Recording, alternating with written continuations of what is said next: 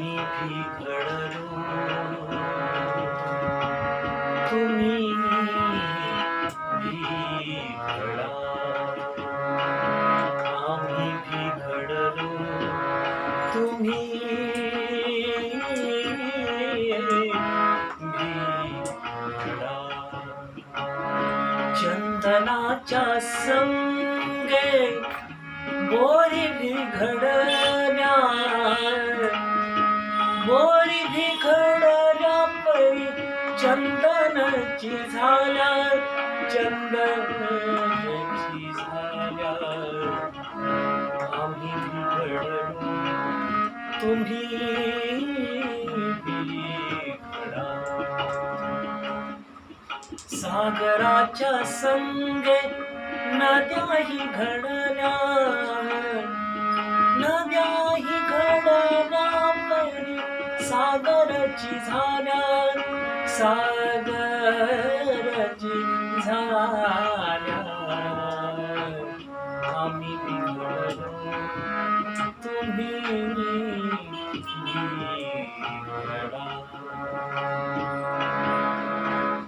विठ्ठलाच्या संगे तू काही घडला, विठ्ठलाच्या संगे तू काही घडला, तू काही घडला परी विठ्ठलाची झाला, विठ्ठलाची झाला.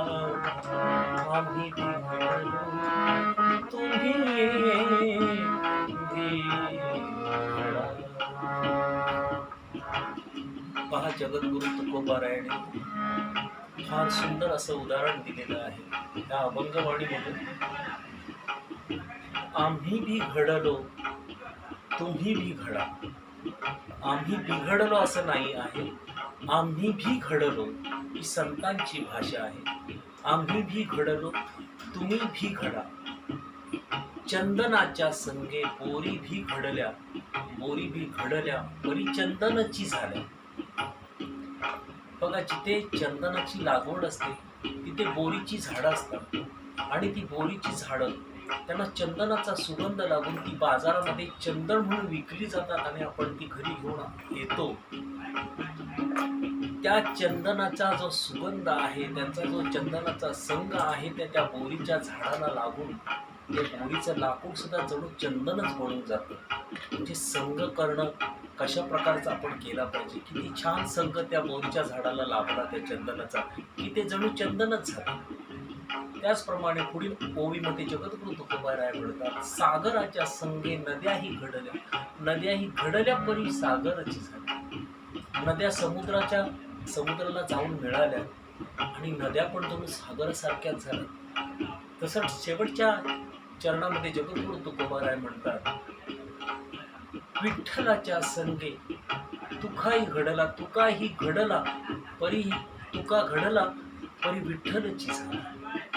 परमेश्वराचं नामस्मरण, जो परमेश्वराचा संघ जगद्गुरु तुकोबारायांनी पकडला आणि जणू ते त्या संघामध्ये राहिल्यानंतर जगद्गुरु तुकोबाराय विठ्ठल म्हणूनच होऊन गेले. विठ्ठल विठ्ठल या नामस्मरणात ते तल्लीनच झाले आणि विठ्ठल म्हणूनच जगद्गुरु तुकोबाराय होऊन गेले. तुकोबाराय यातलं एक आपल्याला ह्या अभंगवाणीमधून एक छोटंसं उदाहरण देतो की आपलं आयुष्य आहे, आपण खूप मोठ्या भ्रमामध्ये आहोत की जे माझं आयुष्य आहे खूप असं आयुष्य 100 वर्ष आहे, हे आपण भ्रमात आहोत. पण हा जो भ्रम आहे तो आपला चुकीचा आहे. आपलं आयुष्य फक्त 60 वर्ष आपल्याला आयुष्य आहे, पण आपल्याला असा भ्रम आहे की खूप वर्ष माझं आयुष्य आहे. तर त्या भ्रमामध्ये राहू नका. आपल्याला खूप कमी प्रमाणात आयुष्य आहे. त्याचं एक उदाहरण आपल्यासमोर सादर करतो की आपल्याला 100 वर्ष आयुष्य कसं मिळालं आणि 60 कशा प्रकारे. तर त्याची तुम्हाला मी परमेश्वराकडे जाऊनची सर्व प्राण्यांनी जे दिनचर्या घेऊन आले होते त्याचं उदाहरण आपल्यासमोर सादर करतो. माणूस, बैल, त्यानंतर गाढव, कुत्रा आणि घुबड हे देवाकडे जातात. देवाकडे जाऊन ते देवाकडे जातात. त्यांना आयुष्य मर्यादा देवाने ठरवून प्रत्येकाला दिलेली आहे. त्यामध्ये आपल्याला 60 वर्ष दिलेली आहे. बैलाला 20 वर्ष, त्यानंतर गाढवाला 20 वर्ष, कुत्र्याला 20 वर्ष, कुबडाला 20 वर्ष, अशा प्रकारे आयुष्य मर्यादा देऊन प्रत्येक प्राण्यांना पृथ्वी तळावरती पाठवतो. त्यानंतर सुरुवातीला बैलांनी जेव्हा त्याची दिनचर्या सुरू झाली, त्या बैल देवाकडे पुन्हा गेला आणि म्हटलं, हे परमेश्वरा, मला हे एवढं आयुष्य देऊ नकोस, कारण माझी या पृथ्वी तळावर अशी अवस्था आहे की मला नांगराला झोपलं जातं, मला राबवलं जाते, खूप शेतामध्ये माझं खूप मला त्रास होतो ह्या आयुष्याचा. एवढं आयुष्य जर इथून पुढं अजून काढायचं असेल तर कसं काढू, तर माझ्या आयुष्यात ते 10 वर्ष कमी कर. देव म्हणतो तथास्तु. तथास्तु म्हटल्यानंतर त्याचं आयुष्य देव कमी करून देतो. माणूस बघा किती लोभी आहे, माणसाला किती लोभ आहे बघा. एवढी आशा नसावी. माणूस त्या बैलासोबत जातो देवाकडे. देवाला म्हणतो, हे परमेश्वरा, त्या बैलाचं जे आयुष्य आहे ते आयुष्य त्याचं जे कमी केलं आहे ते आयुष्य मला द्या. देव म्हणतो तथास्तु, आणि ते पण आयुष्य माणूस घेऊन येतो. माणूस बैलाकडचं ते आयुष्य आणलं. त्यानंतर गाढव जातो देवाकडे पुन्हा. म्हणतो, हे परमेश्वरा, माझी पृथ्वी तळावर अशी अवस्था की माझ्या पाठीवर ओझं व्हायला जातं. हे एवढं ओझं व्हाणं मी किती वर्ष हे सहन करू, त्यापेक्षा माझ्या आयुष्यात ते 10 वर्ष कमी कर, मला अर्धा आयुष्य दे. माणूस गाढवासोबत सुद्धा जातो. देव तथास्तु म्हणतो, गाढवाचं आयुष्य कमी होतं. माणूस तर आपल्याला माहीतच आहे की माणूस किती लोभी आहे. माणूस जातो, त्या गाढवाचं आयुष्य घेऊन येतो. त्या गाढवाचंही 10 वर्ष आयुष्य आणतो. त्यानंतर कुत्रा देवाकडे जातो आणि म्हणतो, हे परमेश्वरा, माझी पृथ्वी तळावर अशी अवस्था झालेली आहे की ह्या पृथ्वी तळावरती मला हडतूड केलं जातं, मला असा तुकडा टाकला जातो, मला पोटभर अन्न मिळत नाही, एवढं आयुष्य जगून मी काय करू. कुत्रा देवाकडे जातो आणि देवाला म्हणतो, माझंही अर्ध आयुष्य माझं यातलं कमी करा. माणूस कुत्र्यासोबत देवाकडे जातो आणि देवाला म्हणतो, हे परमेश्वरा, मला ते कुत्र्याचं आयुष्य आहे ते मला द्या. देव तथास्तु म्हणतो, कुत्र्याचं आयुष्य मी माणसाला देऊन टाकतो. बघा, माणसाने बैलाचं आयुष्य घेतलं 10 वर्ष, त्यानंतर गाढवाचं 10 वर्ष घेतलं, कुत्र्याचं 10 वर्ष घेतलं. त्यानंतर घुबड हा पक्षी जातो देवाकडे आणि म्हणतो, हे परमेश्वरा, मला एवढं आयुष्य नको आहे, माझं पण आयुष्य कमी करा. माझ्याकडे कोणताच पक्षी माझ्या बाजूला येऊन बसत नाही, मी एकटाच बसले असतं, हे एकटे पण मला सहन होत नाही, माझं अर्ध आयुष्य कमी करा. देव म्हणतो तथास्तु म्हटल्यानंतर त्याचं 10 वर्ष कमी होतं. माणूस त्याच्या मागेच, माणसाला पहा किती आशा आहे. माणूस तिथे पाठीमागून जातो त्याच्या, ते 10 वर्ष देवाकडून आयुष्य घेतो. असे प्रत्येक प्राण्याचे 10-10 वर्ष आयुष्य घेऊन पहिली देवाने दिलेली 60 वर्ष आणि प्रत्येक प्राण्याचे 10 वर्ष घेतलेले आयुष्य. बैलाचं 10 वर्ष घेतलं, त्यानंतर गाढवाचं घेतलं, त्यानंतर कुत्र्याचं घेतलं, त्यानंतर घुबडाचं घेतलं. ही 60 आणि ही 40, 100 वर्ष असं माणसाला आयुष्य मिळालं. त्या आयुष्यात ज्या माणसाने ते देवाकडून हे जे आयुष्य घेतले प्रत्येक प्राण्याचे, त्याचे परिणाम कशा कशा प्रकारे झालेत पहा. त्याचे परिणाम असे झाले की एक 16 ते 20 वर्षानंतर बघा, एखादा तरुण मूल असेल, एखादा तरुण मुलगा असेल, आपल्या प्रत्येकाला ते अनुभव येतात. तर तो तरुण मुलगा पहा, अगदी बैलासारखंच त्याचं वागणं असतं. तुम्ही किती समजावा, किती सांगा, जशी बैलाला कशी एक रग असते, त्या रगीप्रमाणे तो वागत असतो, कोणाचे ऐकत नसतो. त्या बैलासारखी त्याची, ते बैलाचं जे आपण आयुष्य आणलेलं असतं, ती आपली तारुण्य अवस्था त्या बैलाच्या आयुष्यासारखी होते. त्यानंतर कसं बसं त्याचं लग्न होतं. लग्न झाल्यानंतर मुलं बाळं होतात.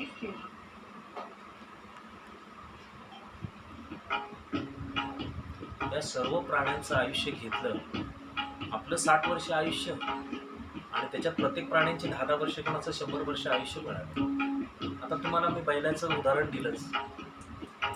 बैलाचं आयुष्य घेतल्यानंतर ते तारुण्यपणामध्ये 16 ते 20 वर्षापर्यंत अगदी बैलासारखी अवस्था होते. बैलाला कशी रग असते त्याप्रमाणे तरुण मुलं वागत असतात. त्यानंतर कसं कसं लग्न होतं. लग्न झाल्यानंतर अशी अवस्था होती, अगदी त्या गाढवाचं आयुष्य आणलेलं असतं, त्या गाढव अवस्थेसारखी अवस्था होते. प्रपंचाचं ओझं व्हायनं, अगदी गाढवासारखी अवस्था झालेली असते. प्रपंचातलं ओझं वाहता वाहता अक्षरशः नको नकोसं होऊन जातं.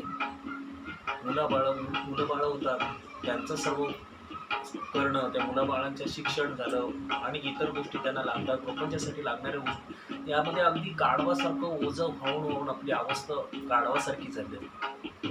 त्यानंतर पुढे मुलं मोठी होतात, मुलांची लग्न होतात, सुना घरामध्ये येतात. त्यानंतर अशी अवस्था होऊन बसते, जे कुत्र्याचं आयुष्य आपण 10 वर्ष घेऊन आलेलो असतो, तर ती आपली अवस्था अशा परिस्थिती अगदी कुत्र्यासारखी होते की ह्या मुलाकडे जाऊ की त्या मुलाकडे जाऊ. म्हणजे कुत्र्याची कशी अवस्था जशी इकडे आपल्याला तुकडा टाकला जाईल का तिकडे टाकल्या जाईल अशी अवस्था होऊन बसते. त्या कुत्र्याच्या आयुष्याचे परिणाम बघा आपल्यावरती किती झाले ते. अगदी हाडतूड केल्या जातं आपल्याला मुलांकडून, सुनांकडून. प्रत्येक बाबतीत सगळ्या सुना वाईट असल्या चांगल्या पण आहेत, पण मुलं पण सगळी वाईट आहेत असं म्हणत नाही मी. चांगली पण आहेत, पण त्याचे परिणाम अशा पद्धतीने होत जातात. ते आपण जे कुत्र्याचं आयुष्य आणलेलं असतं. त्यानंतर मुलं मोठी होतात, मुलांची मुलं मोठी होतात. सगळं झाल्यानंतर आपण म्हातारी झालेलं असतं. आपण तेव्हा घुबडाचं आयुष्य घेतलेलं असतं 10 वर्ष. तेव्हा आपण त्या घुबड अवस्थेमध्ये म्हातारपणी एका कोपऱ्यात बसलेलो असतो. पण आपल्याला आपली मुलं देखील कधी आवाज देत नाही की आई कशी आहे किंवा बाबा कसे आहात. आपली नातवंड देखील आपल्याला आजी आजोबा असा आवाज देत नाही. आपण अगदी त्या घुबडासारखं एकटेपणा आपण सहन करत असतो. हे सगळ्या प्राण्यांचं आपण आयुष्य आणून आपण हा जो लोभ केला, जी आशा केली, त्याचे परिणाम किती वाईट झाले. आपल्या आयुष्यामध्ये खूप आपल्याला खुलासे द्यायचे, खूप आपल्याला आयुष्यामध्ये खूप काही संकट सहन करायचे. दुःख सुख हे सगळं आपल्या आयुष्यात येतच राहणार. परंतु आपण त्याला सामोरं कसं गेलं पाहिजे, कोणत्या गोष्टी जास्त प्रमाणात घेतल्या, पण अन्न देखील जास्त प्रमाणात खाल्लं तरी त्याचा आपल्याला त्रास होतो. थोडक्यात मला एक उदाहरण देतो. मी एक शेर आहे.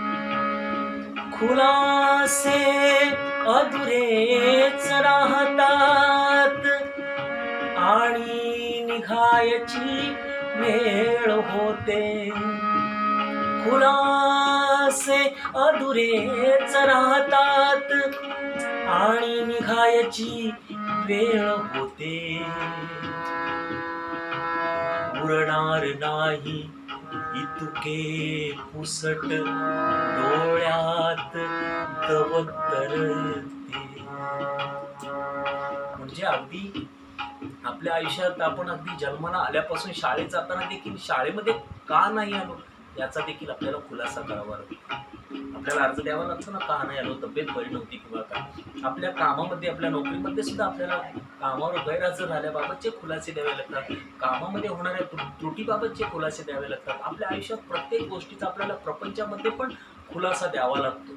हे आपल्या छोटंसं एक उदाहरण देतो, एक गंमत म्हणून, की बघा आपल्या प्रपंचात आपण पगार घेऊन आला तरी आपल्याला खुलासे द्यावे लागतात की बाबा हा एवढा पगार आणला, हा कुठे गेला, तो कुठे. हे असे खुलासे आपल्या आयुष्यात, असे खुलासे देत देत आपण अगदी पार सरणावरती जातो. त्या सरणावरती जाण्याची वेळ मेल्यानंतर देखील आपण आपले खुलासे चालूच असतात. तो आत्मा इलांच्या गझलमध्ये दिलेला पहा, तो आत्मा मेल्यानंतर म्हणतोय, इतुकेच मला जाताना सरणावरती कळले होते, मरणाने केली सुटका, जगण्याने छळले होते. त्या आत्म्याला बोलायचं आहे. तो आत्मा प्रत्येक ठिकाणी फिरत फिरत फिरत फिरत सगळे शोध घेत घेत आपल्या घराजवळ जातो. घराजवळ जातो तर काय, दुःख संपलेलं असतं. घर माझे शोधाया मी वाऱ्यावर वणवण केली, जे दार खुले दिसले ते आधीच निखळले होते. या आपल्या स्वतःच्या घराजवळ गेला तर घरामध्ये कोणालाच टेन्शन नाही, आपण गेलेले सगळे आनंदी आहे. आत्मा उभा राहिले दरवाज्यामध्ये, पाहतो तर सगळं खुश आहे. म्हणजे अशी अवस्था आहे की आपलं जे आयुष्य आहे ते खूप कमी प्रमाणात आहे आणि आपण ते चांगल्या पद्धतीने जगलं पाहिजे, चांगल्या संगतीमध्ये जगलं पाहिजे, ईश्वराचं नामस्मरण केलं पाहिजे आणि त्या पद्धतीने राहिलं पाहिजे. जगद्गुरू तुकोबारायांनी आपल्याला त्यांच्या गाथेमधून खूप काही आपल्यासाठी देऊन ठेवलेलं आहे. त्या गाथेचं जरूर आपण वाचन करा. त्या अभंगवाणीच्या प्रत्येक शब्दामध्ये एवढा अर्थ आहे की आपलं जीवन जणू काही सुधरून जाईल. विठ्ठलाच्या संगे तू काही घडला, विठ्ठलाच्या संगे तू काही घडला, तू काही घडला परी विठ्ठलची झाला, तू काही घडला परी विठ्ठलची झाला, विठ्ठलची झाला. आम्ही बिघडलो तुम्ही बिघडला, आम्ही बिघडलो तुम्ही